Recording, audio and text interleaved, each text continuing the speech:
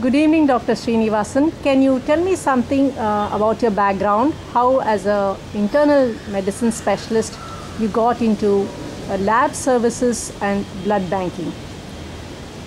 Well, I did my MD in internal medicine between 1978 and 80 in Madras Medical College with the hope of becoming a good clinician. Especially, I wanted to specialize in diabetes.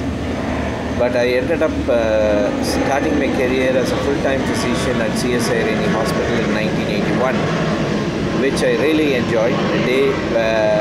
It was a time when we didn't have ultrasound, we didn't have CT scans, but we had the courage and pleasure of doing so many biopsies and aspirations under just our knowledge of anatomy and surgical skills. While I was there as a physician, the one thing I found it was lacking was a good laboratory, a basic laboratory which can support or prove or disprove the clinical diagnosis. So I took interest in setting up the laboratory for the hospital, and over 3 years it became one of the well-equipped hospitals in the city of Chennai. In 1984, I had to go on a sabbatical to Scotland, to the University Medical School Aberdeen, to pursue my interest in endocrinology and diabetes, and especially the pregnancy diabetes under the Starwalds, John Stowers and Sutherland. When I came back, the situations were such that I was forced to quit my job and look for what to do next. That was the time the decision to start a laboratory came up, basically because I've been on both sides of the fence. One, as a physician who has been asking for tests. Two, as a person who has set up and managed a laboratory in the hospital to provide the best that the patients and the clinicians needed. So it was this which pushed me to take a new turn and start a clinical laboratory in the name of Lister Laboratory on 6th June 1985 in Chennai. Having established a very high standard in lab services, you went on to transfusion medicine, and at that time the guidelines must have been different compared to what it is now. Can you elaborate on what has been the standard of practice then and what is it now? Okay, the reason behind getting into transfusion medicine was something a totally different, unexpected academic pursuit. It was my colleague Dr. Saranya Narayan, who is the microbiologist and director at Lister Laboratory, who came up with a startling revelation that over 60% of patients who tested positive for HIV or HBV or HCV have had a surgery and a transfusion in the past 1 year, clearly establishing a cause and effect. I'm talking about early 90s, and that the major surgery at that point of time was the craze to do an open heart surgery. Well, when she came up with the idea that we should be getting into setting up a blood bank as a not-for-profit venture, it took us almost 3 full years before it's being put into place. Finally, on the 1st January 1985, we took a decision that we'll form a trust and we'll set up a blood bank as a not-for-profit program and translate our experience and knowledge which we gain in running the laboratory in terms of testing the blood samples, the donor samples in the blood bank. It took us 9 months and 24 days, probably a full term, to start Jeevan on September 24th, 1995. And when we started, ironically on the day which we inaugurated, there was a half-page article in the Hindu on 24th September, which they titled "The Bloody Business," which talked about the paid blood giving system in those days, because the licenses were not too tight.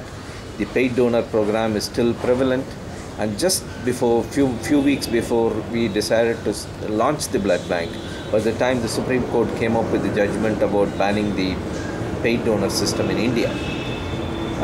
From 1995, after 2 decades in 2015, there have been a lot of changes that have happened in the transfusion medicine area, when at that point of time, even till about 6, 7, 8 years back, when they asking and giving a unit of blood is something like asking for 4 paracetamol tablets in a pharmacy or the over-the-counter prescription story.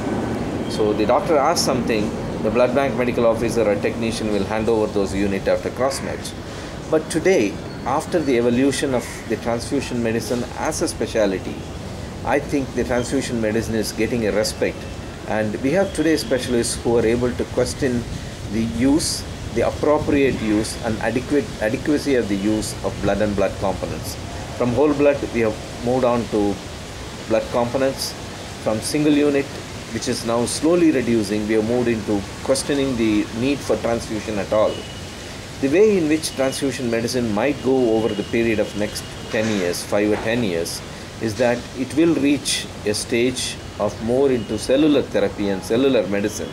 When I say that, today the clinical trials have started with artificial blood, which comes essentially from the laboratory, which comes from donated cord blood stem cells, that's the CD34 positive cells, or the embryonic stem cells which are being manipulated to give the red cells. The platelets, last year's Nobel Prize is for the IPS, where the scientist is able to synthesize platelets from the pluripotent stem cells, and this is probably will become a reality in 10-15 years. So this, from the over-the-counter story, we have come into evolved into a highly specialized domain, where there is certainly a large role for transfusion specialists today, who probably will turn into cellular specialists of tomorrow. If a young doctor wants to specialize into transfusion medicine, you have given an idea about the scope of the field that you can get into. What will be the status in 10 years' time in India that you can predict? The need for transfusion medicine specialists is only growing up. It's growing up, and also from the point of the if I can say, the return on investment, or in terms of the salaries that these people get, it's been very, very impressive, very, very impressive. The need for transfusion medicine specialists only is going to increase for 2 or 3 reasons. Number one, the blood banks will need transfusion medicine specialists. Today the licensing norms are changing. Earlier it used to be in MBBS with so many number of years of experience. Then it became an MD pathology or DCP. And today the guidelines are started insisting on having a transfusion medicine specialist for a blood bank. So there is going, and also the second thing is that the concept of moving away from the smaller nursing homes and small 4-bed, 5-bed care units into multi-speciality hospitals, could it be 20 beds or could be 30 beds or 200 beds? I think these are growing up in a large number, keeping in mind the changes which are happening in standard care of practice in medicine. The scope for a transfusion medicine specialist, an MD in transfusion medicine, is going to be pretty high. As I mentioned earlier, it's not going to stop just with transfusion medicine, because there is a strong thrust that is coming into so many bone marrow donor registries cropping up in India, public cord blood banks coming into the picture. The transplant medicine is going to move in, is going to scale up. Though the transplant medicine is under the domain of hematologists, it is pretty sure that the transfusion specialists will play a very significant complementary role, especially in peripheral blood stem cell harvesting and administration. So to sum up, I strongly believe there is a great scope for transfusion medicine specialists. What are the good centers offering courses in transfusion medicine in India, and can you name some abroad as well? Yeah, within India, I think some of the best centers are available in CMC Vellore.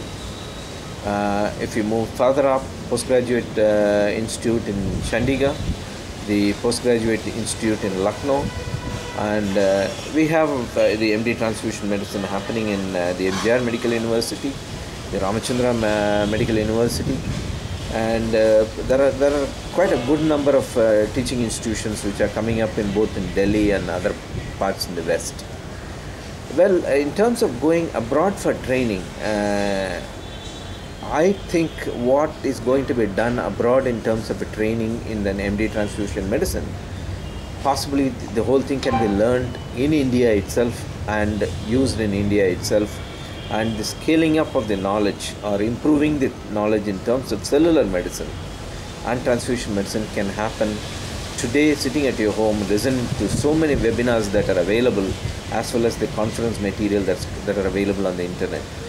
Attending good conferences of European Society of Blood Transfusion or National Health Services conferences, Indian International Society of Blood Transfusion, or the American Association of Blood Bank conferences give you enough information to improve your knowledge and the way in which you can deliver your services. Tamil Nadu boasts of 200, a bit more than 200 blood banks. Is this necessary number? What would be the best way to utilize blood and have a good blood banking system across the state? Well, Tamil Nadu has over 200 blood banks. India has over 2,220 blood banks as we speak. And we have something like about 8 million units of blood which are collected, processed and transfused in India annually. If you look at countries which do almost 4 or 5 times what we are talking, or the 20 million units which is happening in US annually, they probably have something of 10% of the number of blood banks that we have. For example, UK has just 4 blood banks for the whole country, and US has something like about 21 blood banks if my memory is right. Now, one of the problems is that when you run any organization, whether it's for profit or a not for profit, there is a breaking point even if you use public funds. For a blood bank to do things efficiently for the purpose for which it's established in terms of providing the safe blood and blood components, it should be handling nothing less than 5,000 blood donations in a year, on an average about 400 blood donations a month. If we do not have that sort of a volume, the blood bank is not sustainable, and if you have to sustain that, you need to cut corners. That is exactly what is happening in 80% of the blood banks which exist today. They are collecting less than 1,000 units a year and ending up using rapid tests, ending up using as whole blood. So I'm not a pretty happy person to sit and receive blood from any of these blood banks. Now, how do we change this? I don't think we need to go far. This is the thing, point which we have been discussing. And I can say it's not a rocket science or flying something on the sky, that's the sound that you are hearing.